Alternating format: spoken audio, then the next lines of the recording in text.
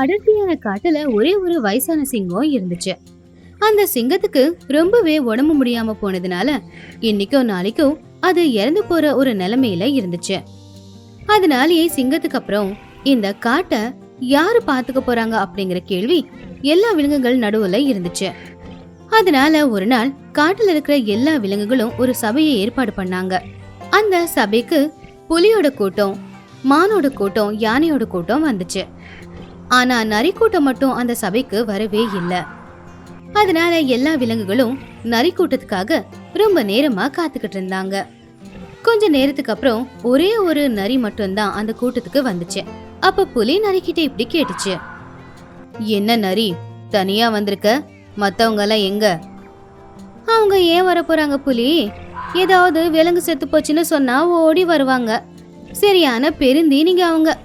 நான் ஏதோ பொறுப்பு இருக்கிற நரி, அதனாலதான் நீங்க எல்லாரும் கூப்பிட்டீங்களேன்னு நான் மட்டும் சபைக்கு வந்திருக்கேன்.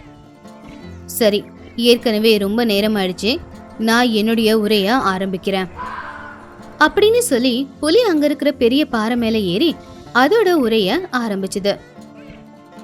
இங்க பாருங்க நண்பர்களே, நம்ம ராஜாவுக்கு உடம்பு முடியல. அவருக்கு எப்ப வேணும்னாலும் என்ன வேணும்னாலும் ஆகலாம். அதனால அவருக்கு அடுத்து இந்த காட்டை யாரு பாத்துக்க போறாங்க அப்படிங்கறது தெரியல. அவங்கள தேர்ந்தெடுக்கிறதுக்காக ஒரு ஓட்டப்பந்தயத்தை வச்சு அதுல ஜெயிச்சவங்கள தேர்ந்தெடுக்கலான்னு சிங்கம் சொல்லிருக்கு. அதனால உங்க கூட்டத்துல இருந்து யாராவது ஒருத்தங்க போட்டியில கலந்துக்கிட்டா அவங்களுக்கு நடுவுல ஓட்டப்பந்தயத்தை வச்சு யார் ராஜா அப்படிங்கறத முடிவெடுக்கலாம். அப்படி புலி சொன்னதும் எல்லா விலங்குகள் கூட்டத்துல இருந்து ஒவ்வொருத்தங்க போட்டியில கலந்துக்கிட்டாங்க.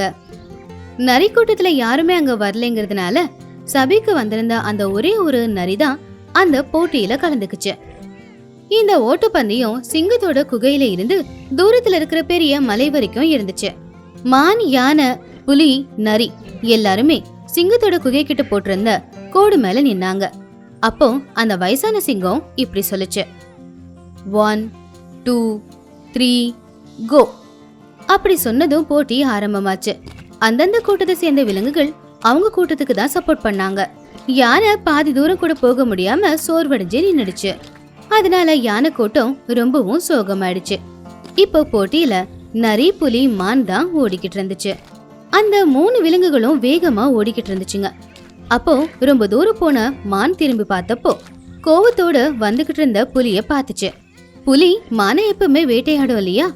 எங்க கோவத்துல மான புலி வேட்டையாடுமோ அப்படிங்கிற பயத்துல மான் பாதிலேயே ஓடி போய் புதருக்கு நடுவுல ஒளிஞ்சுக்குச்சு. கடைசியில பந்தயத்துல இருந்தது புலியும் நரியும் மட்டும்தான். அவங்க 2 பேரும் மலையை போய் சேரத்துக்கு வேகமா ஓடிக்கிட்டு இருந்தாங்க. இப்படி புலியும் நரியும் வேகமா ஓடிக்கிட்டு இருக்கிறத தூரத்துல இருந்து நரி கூட்டம் பாத்துச்சு. அவங்க ஓடுறத பார்த்து ஏதாவது விலங்கு செத்து போய் தான் அவங்களுக்கு கிடைச்சிருக்கு, அதை எடுக்கதான் போறாங்கன்னு நினைச்சு நரி கூட்டம் ஓட்டப்பந்தயத்துல வந்து அவங்களுக்கே தெரியாம எல்லாரையும் தாண்டி முன்னாடி போனாங்க.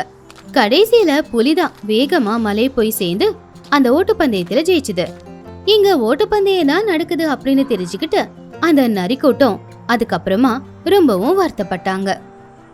இப்ப வரைக்கும் இங்க நடந்தது ஓட்டப்பந்தயமா? ஆமா, நான் தான் இந்த காட்டுக்கு ராஜாவா ஆகணும்ன்றதுனால உங்க யாருக்கிட்டையும் விஷயத்த சொல்லவே இல்லை. நான் ஓடும்போது நீங்க எல்லாரும் எதுக்காக குறுக்குல வந்தீங்க? எங்க மொத்த சாப்பாட்டையும் நீயே சாப்பிடுவியோன்னு நாங்க குறுக்குல வந்துட்டோம் அப்படின்னு சொல்லிச்சு நரி கூட்டம்.